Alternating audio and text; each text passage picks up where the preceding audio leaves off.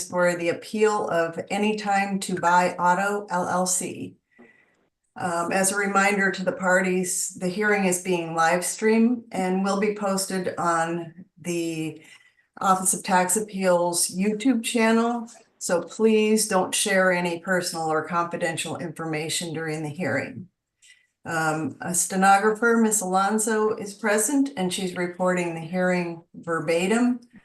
And after the hearing, Ms. Alonso will produce the official hearing transcript, which will be available on the Office of Tax Appeals website. The Office of Tax Appeals is not a court, but is an independent appeals body, which is staffed by subject matter experts and is independent of CDTFA or any other tax agency. While the Office of Tax Appeals is not a court, we must nevertheless follow certain guidelines to ensure that we establish a proper record on which a decision is based and to conduct an orderly hearing. To ensure we have an accurate record, we ask that each person speak one at a time and avoid speaking over another person. To avoid feedback, mute your microphone when not speaking. And if needed, Ms. Alonso or any panel member may interrupt to ensure that we have a proper record. So, Ms. Alonso, are you ready to proceed?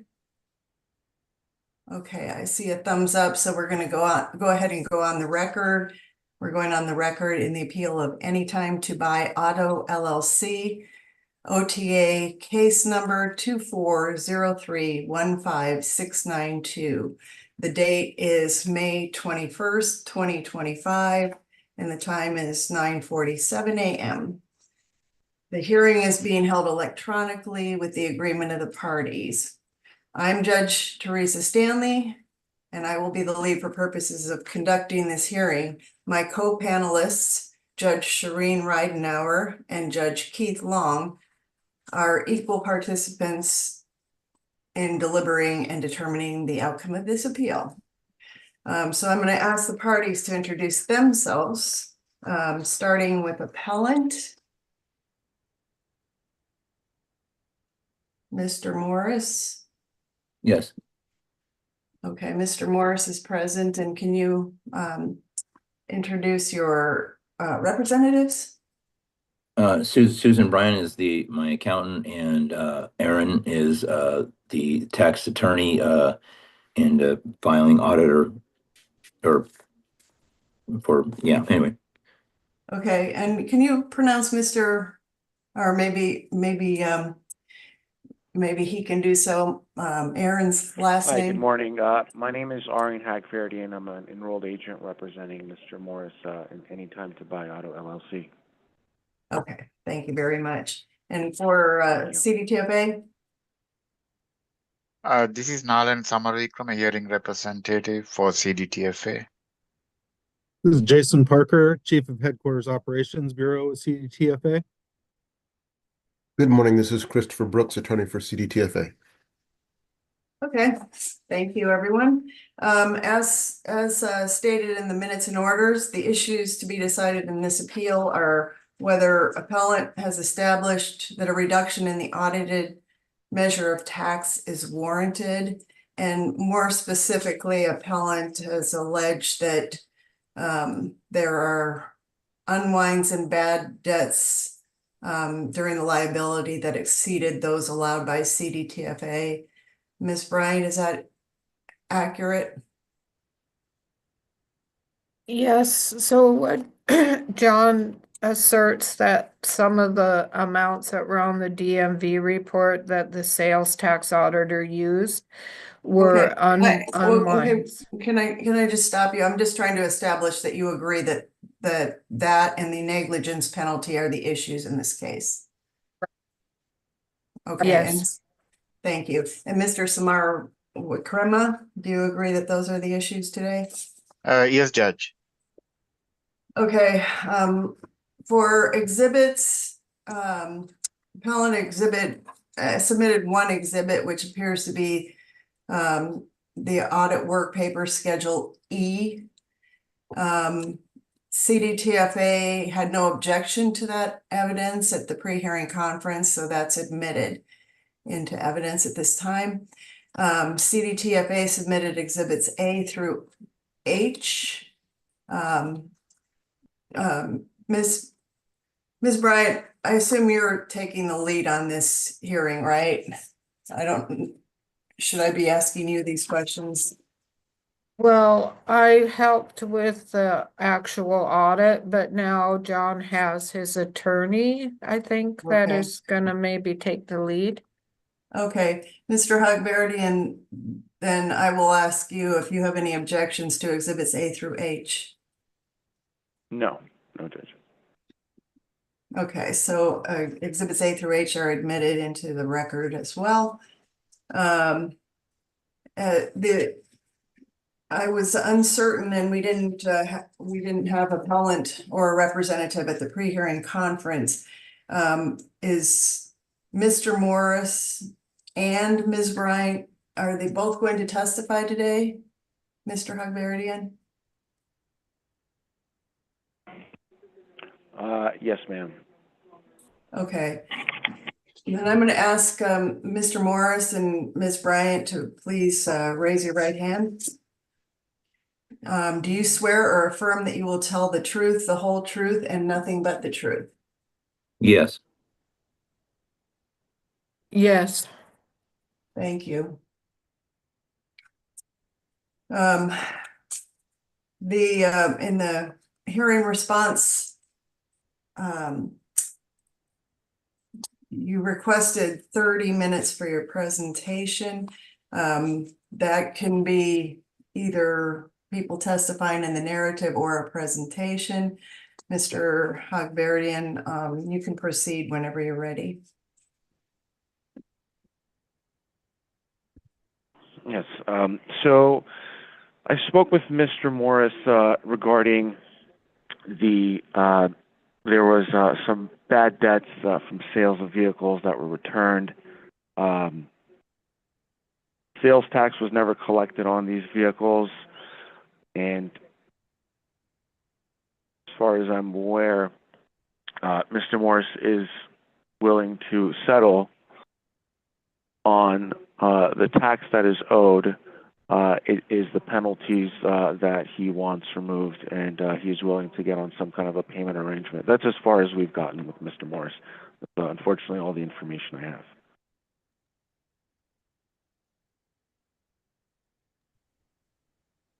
Okay, would you like to have Mr. Morris then provide information via testimony? Mr. Morris? Yes. Yes, sir. Yes.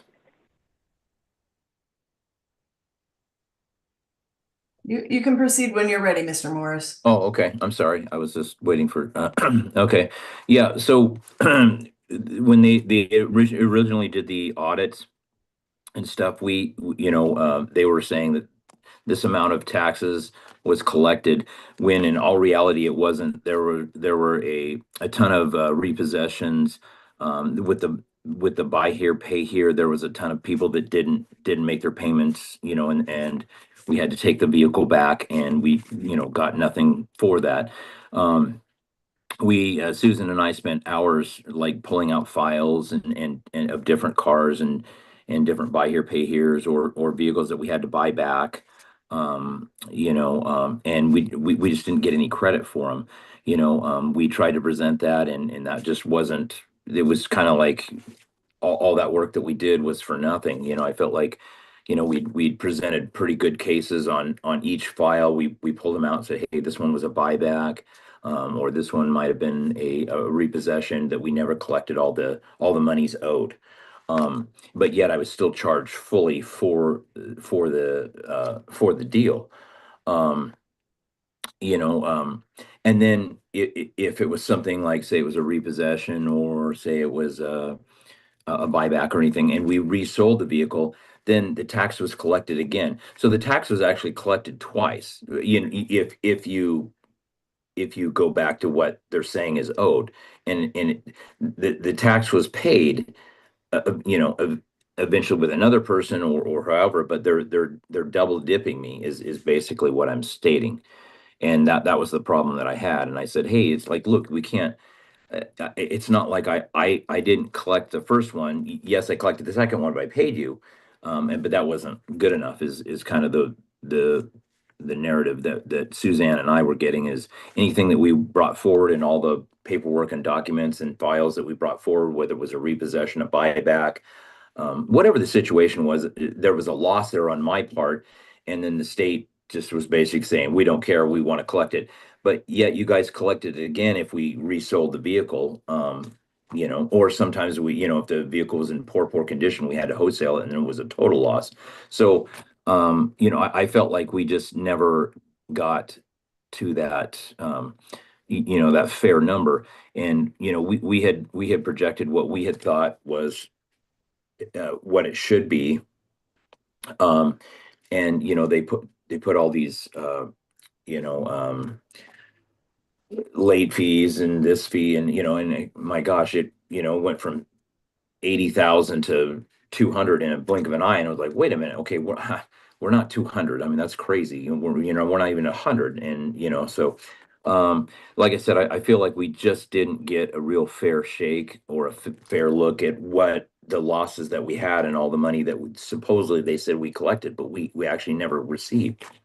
So that was, that's been my input the whole time, and I've stayed with that narrative. And so, if we owe on a certain thing, I understand that, yes. And you were paid or should be paid for whatever, if there's something that we missed or something like that, that's understandable. But to put on top of all of that other stuff and then say, hey, those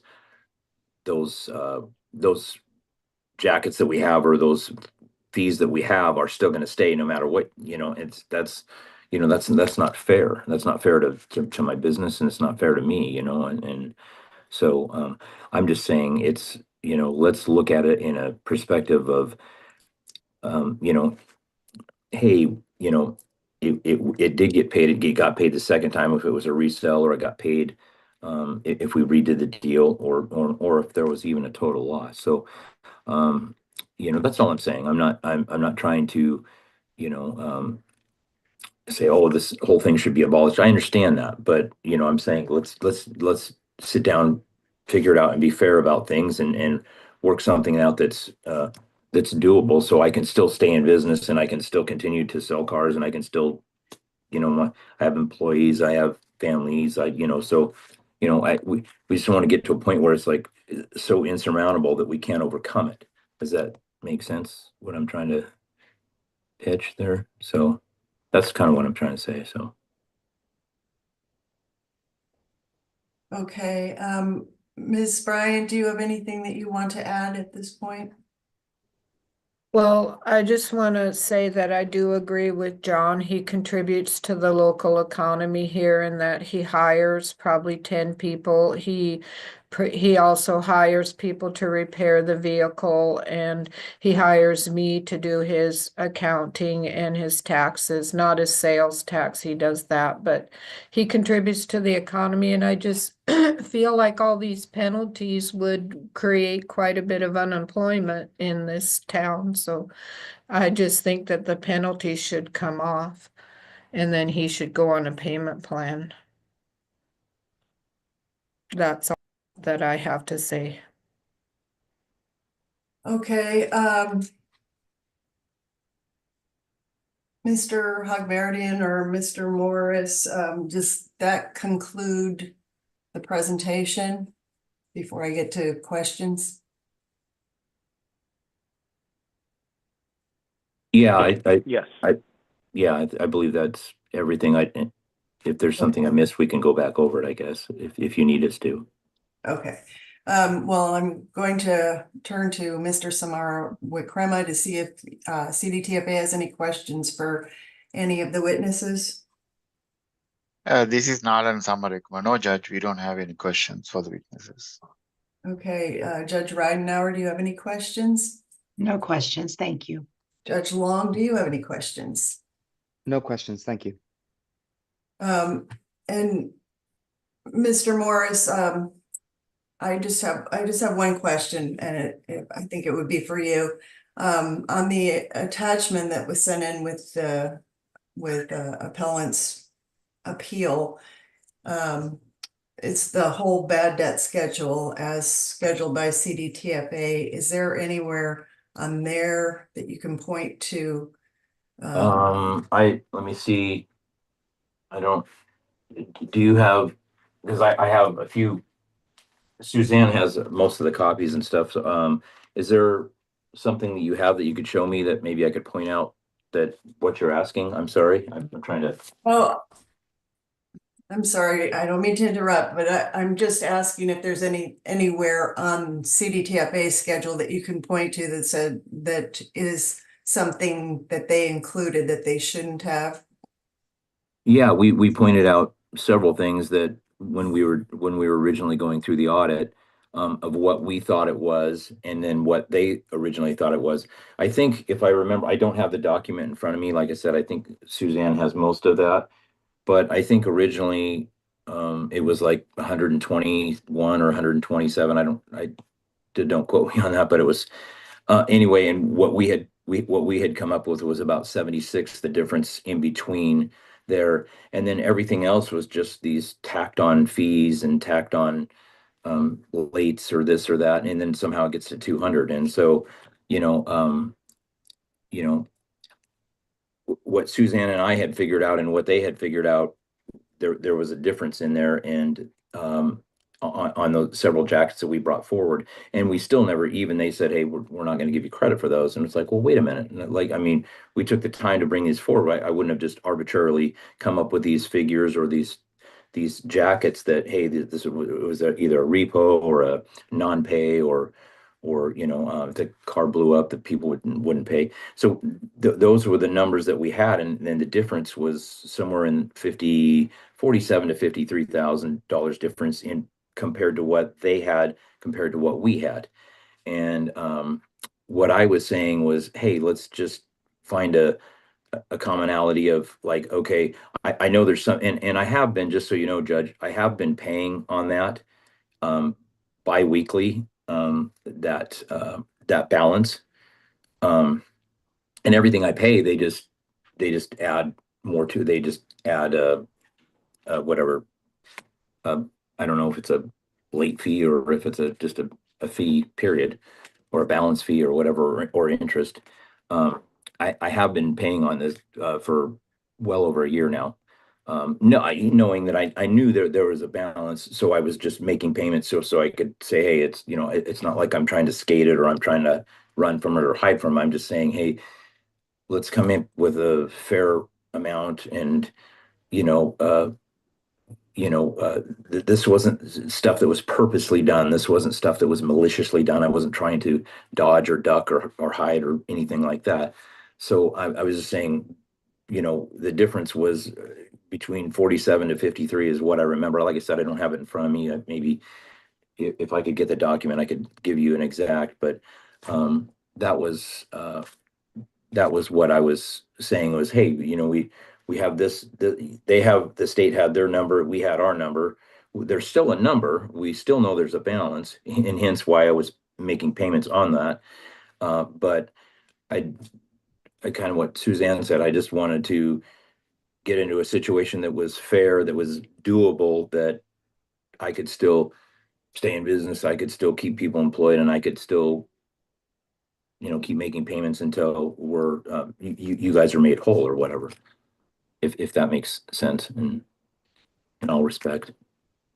Okay, thank you, Mr. Morris. And just to differentiate a little bit, we're not associated with CDTFA, so it's not the Office of Tax Appeals that is being paid or being made whole, as you said. So I just want to make sure that differentiation is clear. We're not affiliated with them at all.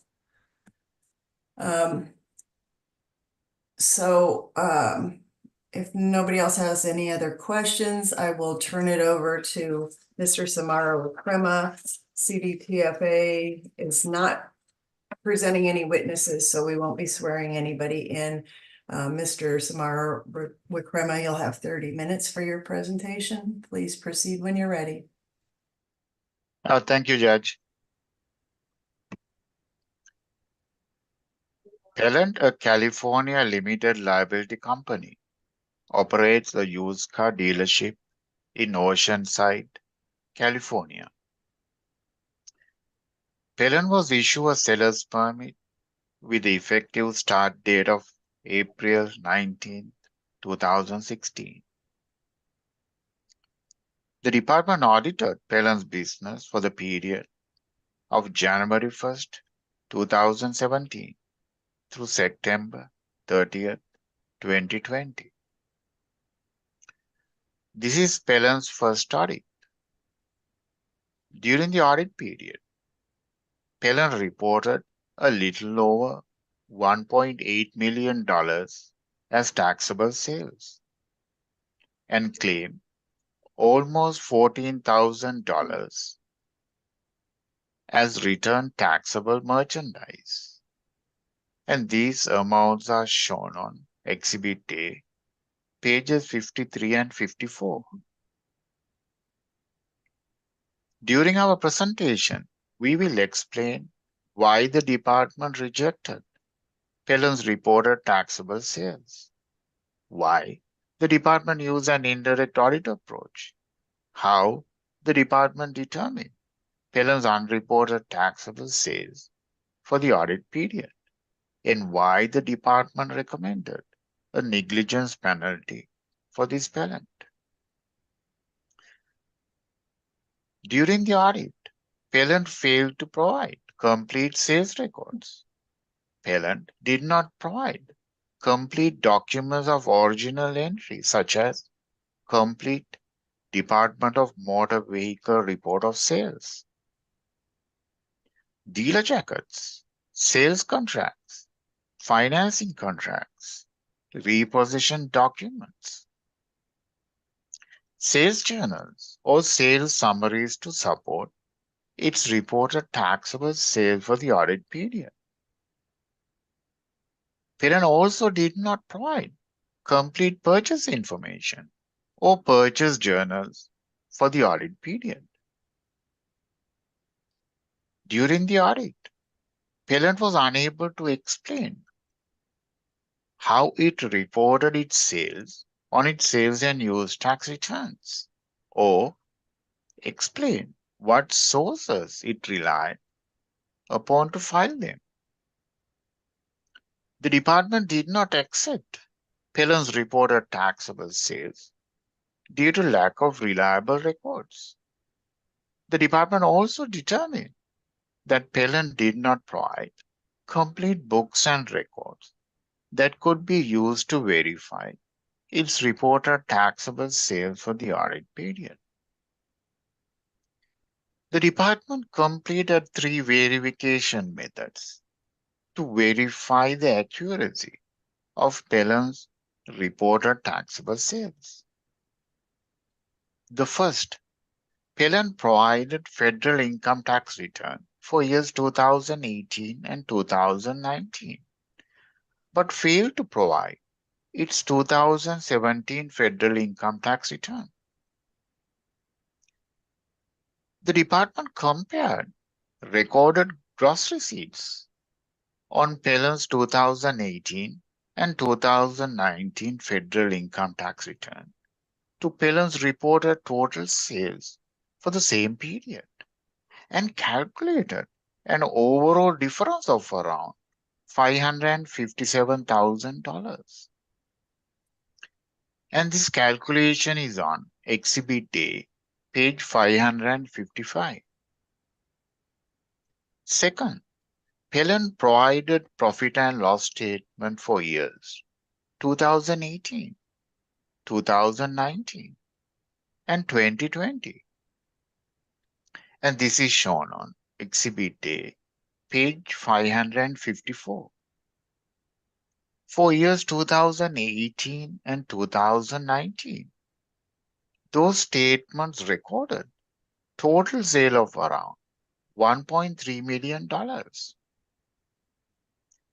That did not match with a reported total sale of around $985,000 for the same period. Third, because Pelon did not provide complete sales records, the department obtained Pelon's DMV sales information, and that is shown on Exhibit E.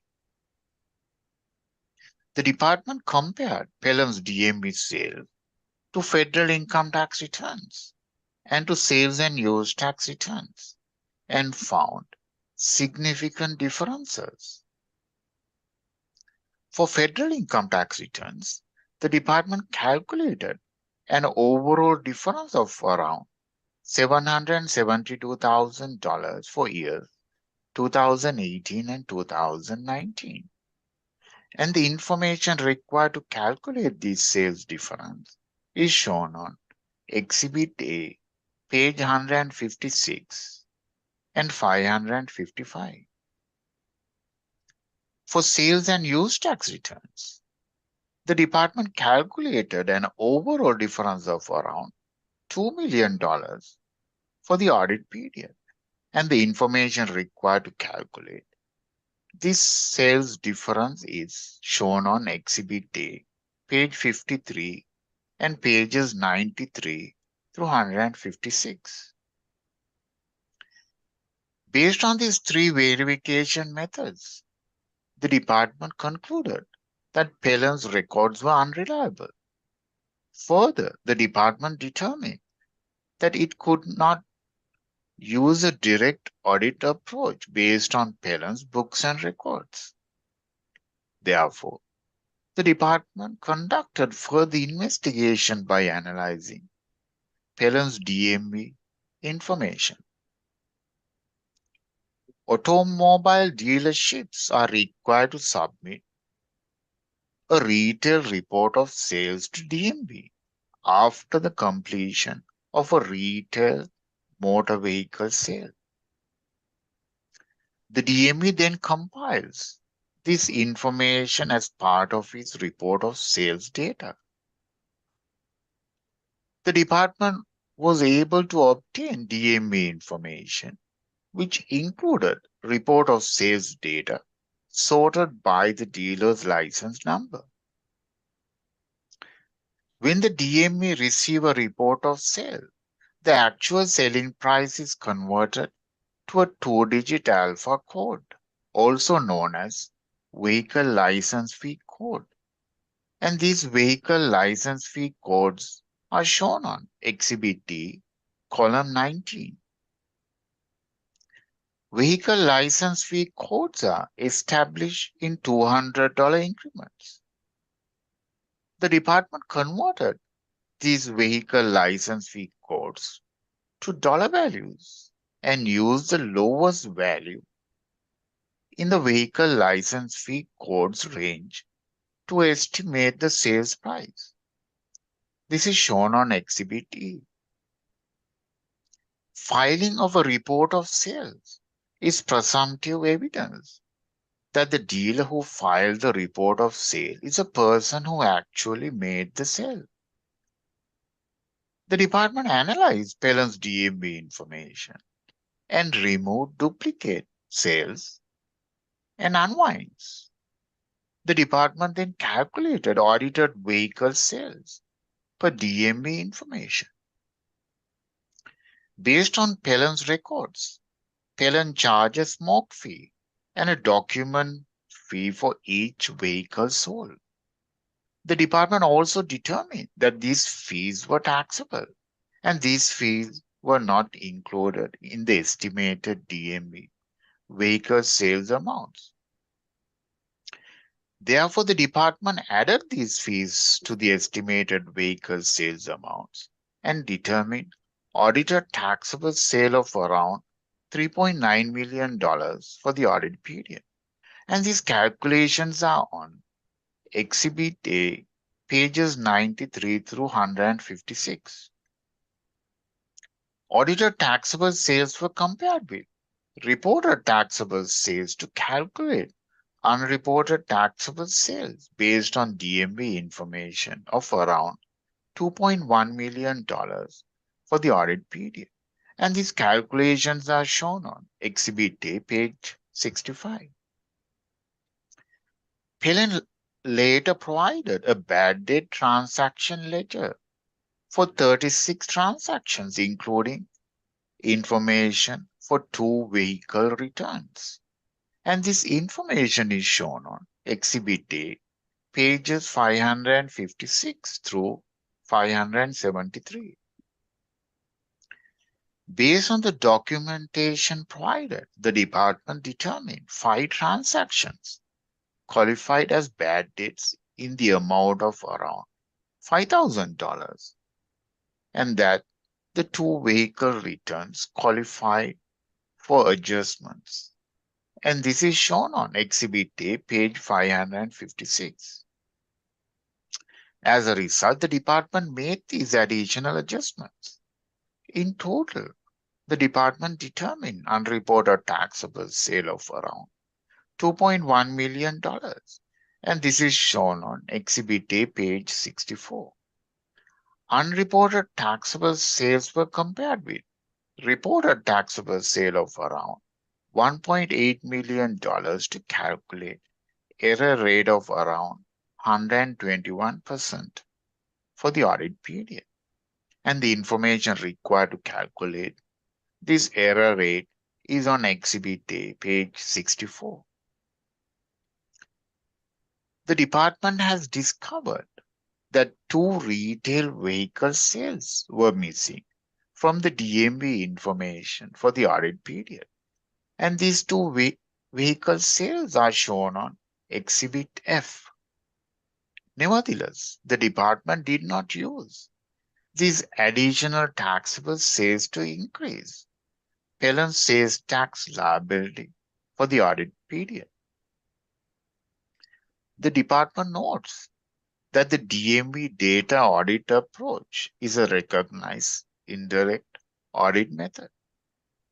The audit calculation of unreported taxable sales based on Phelan's DMV information was reasonable and was in Phelan's favor. When the department is not satisfied with the accuracy of the sales and use tax return filed, it may rely upon any facts contained in the return or upon any information that comes into the department's possession to determine if any tax liability exists. Taxpayer shall maintain and make available for examination on request by the department all record necessary to determine the correct tax liability under the sales and use tax laws, and all records necessary for the proper completion of the sales and use tax returns. When a taxpayer challenges an notice of determination, the department has the burden to explain the basis for that deficiency. When the department explanation appears reasonable, the burden of proof shifts to the taxpayer to explain why the department's asserted deficiency is not valid. Since Phelan failed to provide necessary records, the department relied upon the best available information to determine the unreported taxable sales for the audit period. The DMV data audit approach is a recognized indirect audit method.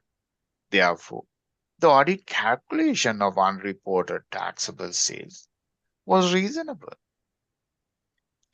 Phelan continues to claim that it is entitled to additional adjustment for bad debts, unwinds, and recovery adjustment for return vehicles. Phelan, however, has not specified the amount of additional bad debt adjustment it seeks, nor has it provided reasonable supporting documents. Phelan did not claim any bad debts on its 2018 or 2019 federal income tax returns. And this is shown on Exhibit A, page 555. To date, Pelland has not provided any evidence supporting additional bad debts on repossessed vehicle for the audit period. The department also adjusted for known unwind sales and vehicle returns, and Pelland did not provide any additional evidence or documents to support additional adjustment for unwinds and recovery adjustment for return vehicles. Finally, the department imposed a negligence penalty based upon its determination that Pelland's books and records were incomplete and inadequate for sales and use tax purposes, and because Pelland failed to accurately report his taxable sales. The department generally does not impose a negligence penalty when the taxpayer has not been previously audited. Nevertheless, even in connection with the first audit, the imposition of the negligence penalty is warranted if there is evidence establishing that any bookkeeping and reporting errors cannot be attributable to the taxpayer's good faith and a reasonable belief that its bookkeeping and reporting practices were in substantial compliance with the requirement of the sales and use tax law or regulations. Relevant factors such as general state of the books and records and Pelland's business experience must be considered when the evidence clearly shows that the understatement is due to negligence. Then the penalty applies even when the Pelland has not been previously audited. Specifically, the department noted that Pelland failed to provide complete record for the audit period, and Pelland failed to provide documents of original entry to support his reported taxable sales. Pelland's failure to provide complete books and records for the audit period is evidence of negligence. In addition, the audit examination disclosed an error rate of around 121%.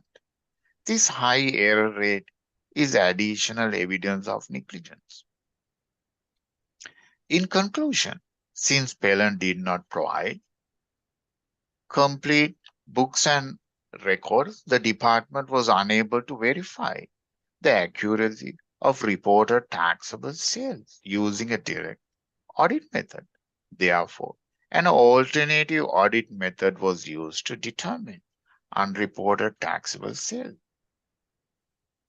Accordingly, the department determined the unreported taxable sales based upon the best available information.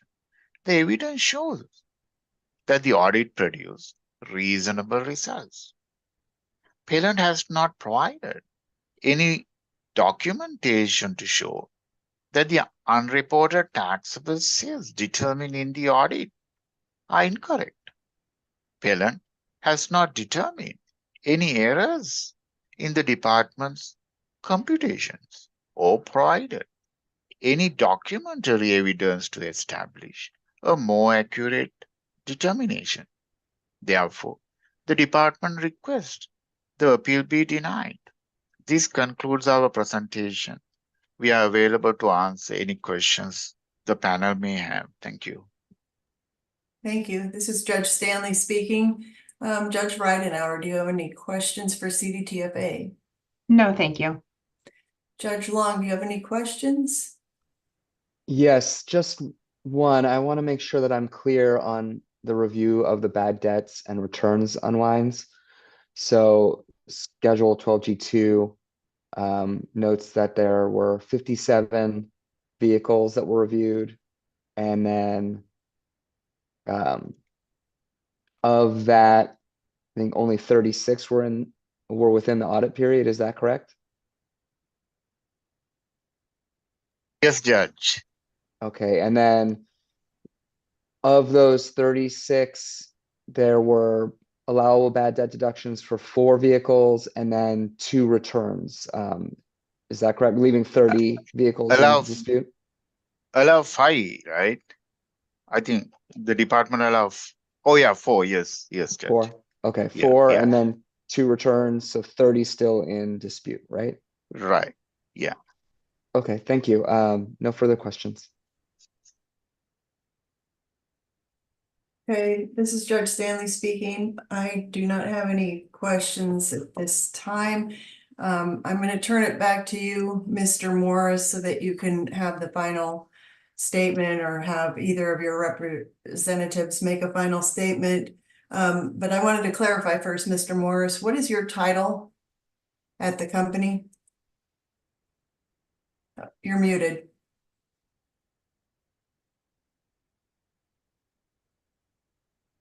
Mr. Morris?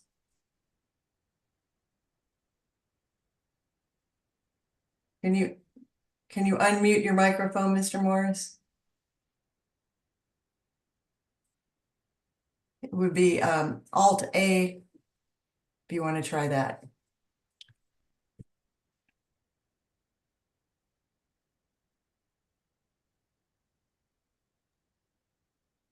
Can you hear me now?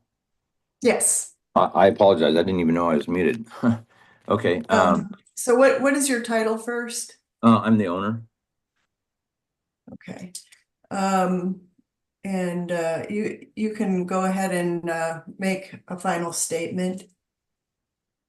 Okay. Well, one of them, I was just writing small notes. I was having a hard time understanding everything, but anyway, one of them, he was talking about the year 2017.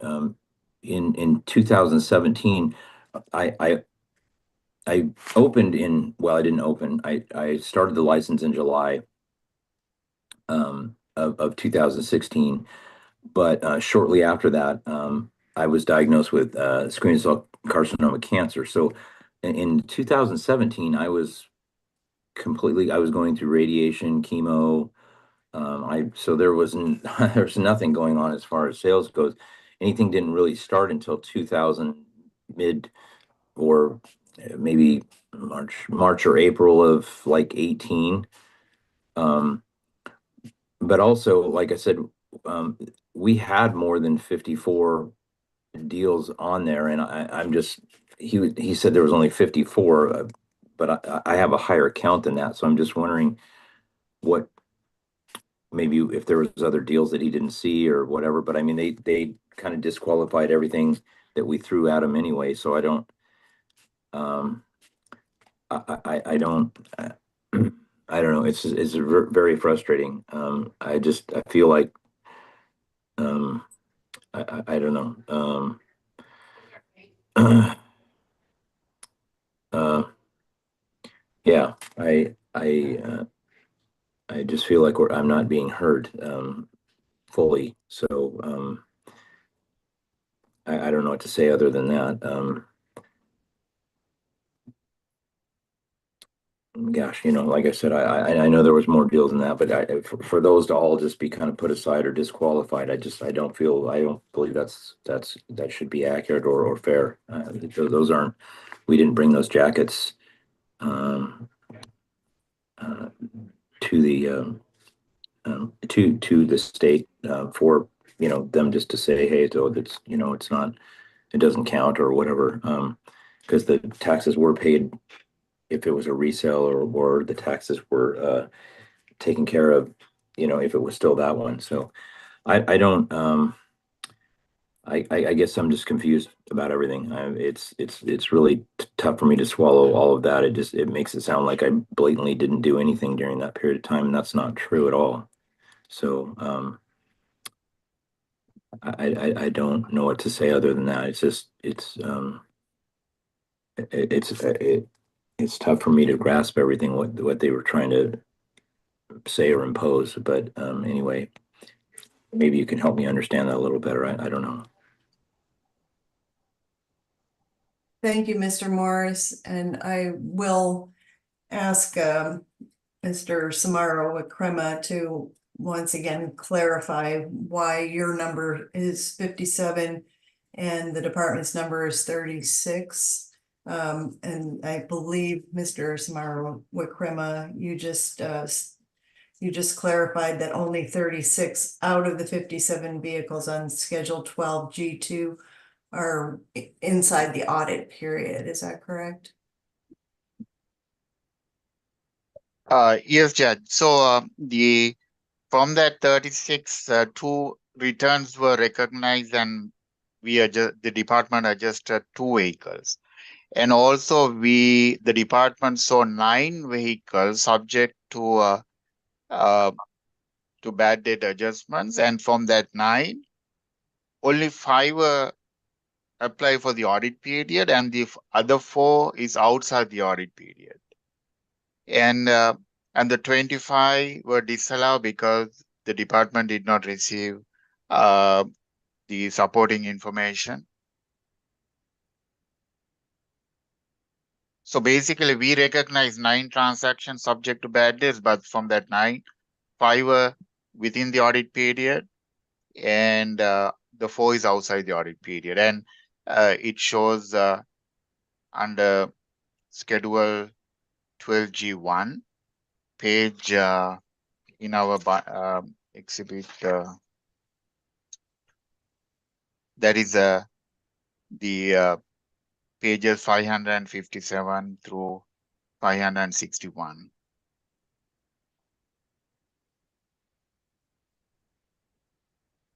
Would it be okay, Judge, if Suzanne talked, or is that out of line? This is Judge Stanley speaking. No, that's fine. Ms. Bryant, you can proceed. Well, what I wanted to say is, John did get a new program for his car sales, and since that time that they had the audit, he has learned how to use it so he can gather the information that they need, but they closed the audit really fast and we didn't get a chance to get them everything. They said that he didn't have documentation on the unwound deals, which he didn't at the time, but he does now. So is it possible to maybe give us some time to get that together so that we could, show them? Or This is Judge Stanley speaking. We can, if you have obtained information on any other bad debts or unwinds in particular on the 25 vehicles that were disallowed within the audit period, we can hold the record open to allow you to submit that to us, to the Office of Tax Appeals, with a copy to CDTFA. How long do you think it will be? You said it's already collected, Miss Bryant. How long do you think it would take to get those documents to us? Well, maybe a month. Could you give us a month? I can. Okay. But at this time, does that conclude appellant's presentation? Ms. Bryant, is that everything that you wanted to present? Yes, I just wanted to say that I think he could gather the documentation now. Okay. All righty. Then I'm going to ask Judge Ridenhour, do you have any final questions? Not at this. Actually, I do. Mr. Hagverdine, can you clarify the record? Are you an attorney or an enrolled agent? No, I'm an enrolled agent. Okay, thank you. No other questions.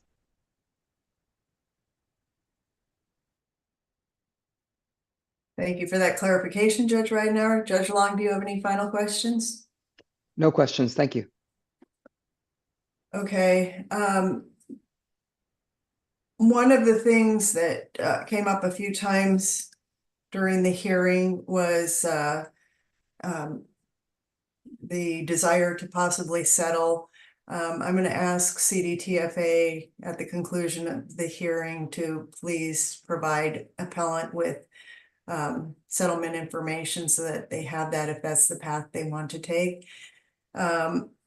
I'm going to hold the record open for additional briefing, which would be limited to evidence of unwinds and bad debts that were disallowed.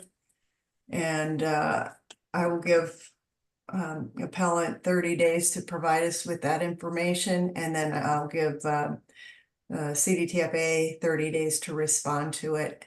And at that point, we will close the record and submit the appeal for an opinion. And when we hold the record open, we will issue, once it's closed, we'll issue an opinion within 100 days of the date that we close the record. I want to thank everybody for coming and participating today. And today's hearing in the appeal of Anytime to Buy Auto LLC is now concluded. OTA is in recess and the next appeal will begin at 11 a.m. Thank you. Thank you, Judge. Thank you. Thank you. Thank you. Thank you very much. Bye-bye.